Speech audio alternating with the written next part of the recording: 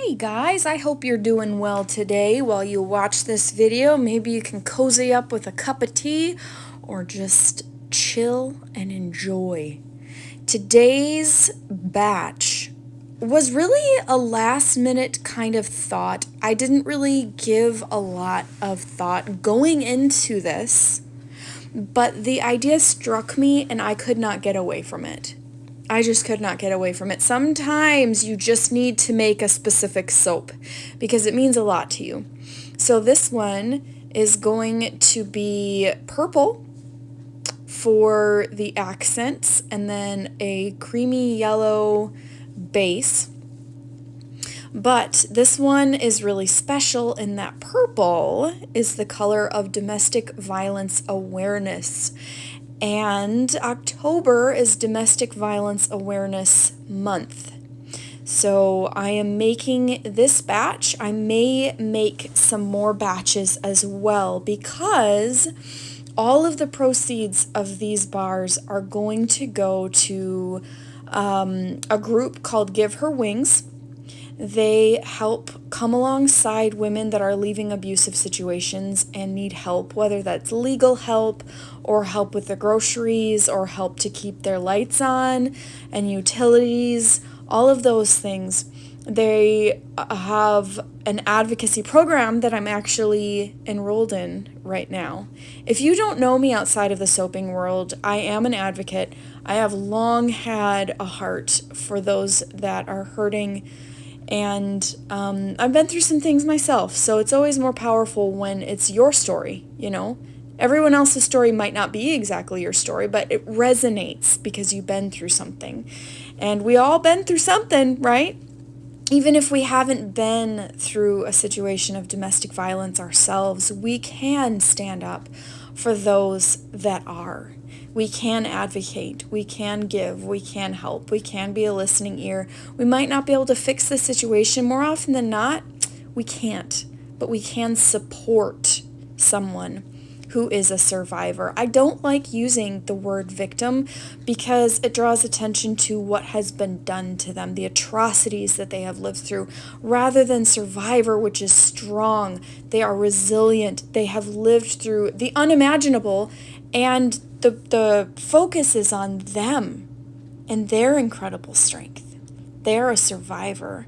They've been through the hellfires and have come out on the other side. And oftentimes they do need help. They do need support. They do need to be reassured that they have a place in life because often they've been told or been led to believe that they don't. These are the embeds that I made to put on top. I just had to give a second to showcase them. They are so incredibly beautiful. They are the real highlight of this batch. That creamy base really didn't set up as quickly as these purple ones did. So I had a bit of an issue. When one color sets up faster than the other, it can be a bit tricky. You can see that white is kind of just pooling over the thickened purple. That's just kind of how it goes sometimes, which is fine. It is what it is, what it is, what it is, what it is. I love the color. I put some activated charcoal in a plum purple. It's an infinity mica. And then the lighter pink or lighter purple is Fairy Blush. That's also an infinity mica from the Sensational Soap Supply. If you're looking for some new colorants, you can scoot on over there. They've got some amazing colors. So I just did a drop swirl. That's what it is. When you have a base and then you pour colors into it, it can look very different depending on the trace. Like this, obviously, case in point. The cream is really not very set up, and those purple colors are. So the look is going to be a little bit different than I had anticipated, but it's still going to be lovely. It is still going to be lovely. The scents are Tight End from the Little Bee Scent Company. That's my first time using their fragrance oils. Already impressed. Super impressed. This scent is gorgeous. I'm really more drawn to the masculine scents. It doesn't matter what the design is. I want the masculine scents in all of them. All of them can have them, and I'm not ashamed of that. But I also did add a little bit of strawberries and cream from Nature's Garden. I love the juxtaposition of masculine and feminine. Like, there is something to it. I don't know why. But I started mixing deeply feminine and deeply masculine scents together, and I'm like, see, there's something to this. It's gorgeous. It just works. So this is always a little bit nerve-wracking, this point of setting the embeds, and you just kind of got to go for it, because if you don't, it just won't happen. And at this point, the soap underneath is setting up, so I really had to like shove them in order to make sure that they would stick. If you do not push your embeds in far enough, they will easily pop out of your soap, and you don't want that. You don't want that happening. Whether on you before you sell them or for a customer after they purchase them, it's just, it's just not ideal. So I try to really set those in well. And if it does happen, you know what? It's okay. It's just, if you can avoid it, it's great. And then these little bows. I made these little bows. I knew I wasn't going to have enough for every bar, so I just kind of stuck these in strategically. Had a lot of sparkle in this one. These melt and pour. It picks up the sparkle from the mica so much more than the cold process soap. Cold process soap gets matte as it saponifies, as it turns into actual soap. The chemical combination happens and the soap goes matte. It doesn't stay shiny.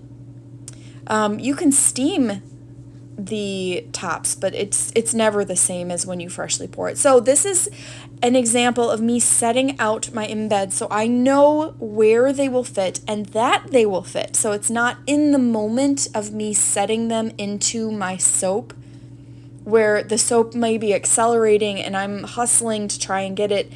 I set out my embeds beforehand, and so I know where I would like to place them.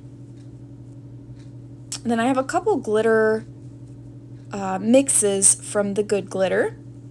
This is biodegradable glitter, so this will not clog your pipes. It will biodegrade. It is made of plant materials, which I think is really cool.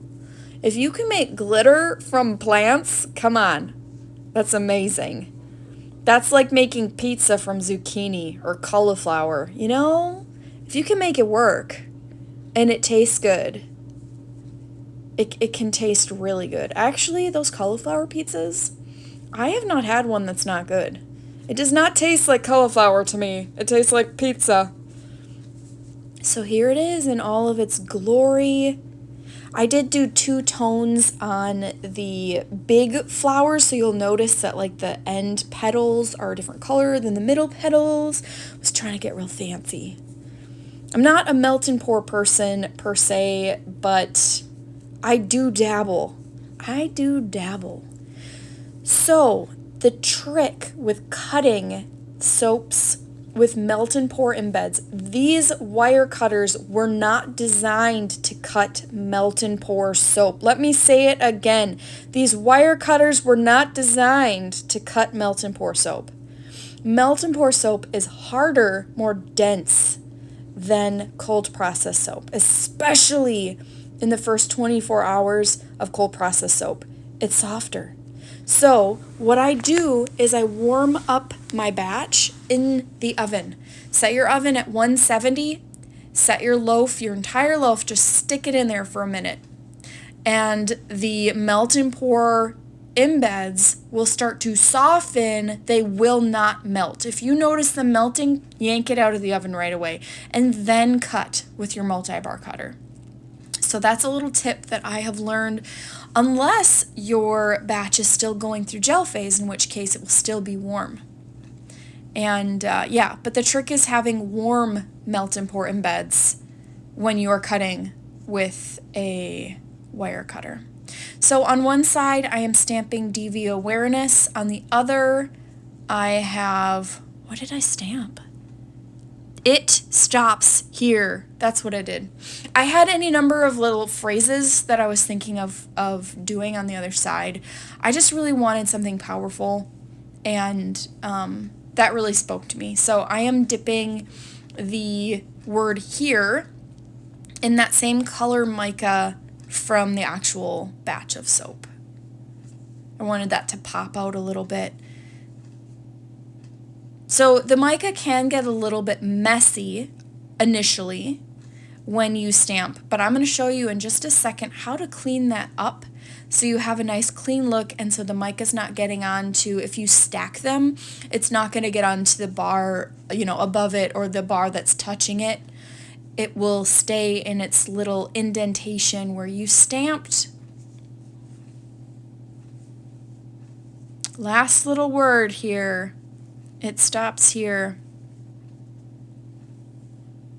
Okay, so I just get a piece of paper towel, and I have my spray bottle with 99% rubbing alcohol, and I just spray it directly on the face of the soap and then wipe off. This will wipe any mica off or colorant off that is on the surface of the bar. Only the colorant that is indented will stay. This will clean off the entire bar and just give a really clean look. Clean look on soap. Go figure.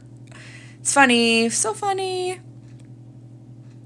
Yeah, and you may need to do this a couple times, especially if you're working with like a dark color like activated charcoal, or in this case it's a white or a cream soap with like a dark purple. So that would be really obvious if there were smears. So you can definitely go over it a couple times if you need to. Get a new, fresh thing of paper towel. You don't want to keep using the same one, or you're just going to smear that color all over. I am so happy with how these turned out, especially the tops. They're just really shining, and this project meant so much to me, being an advocate, but also just having a great big heart for those that know what this is like and are still struggling to get out of it. These bars will be available in my October collection in my shop, bluehavensoapery.etsy.com. As I said before, all of the proceeds will be going to the Give Her Wings group. They are a 503c group that are doing incredible things. Thanks so much for watching, guys.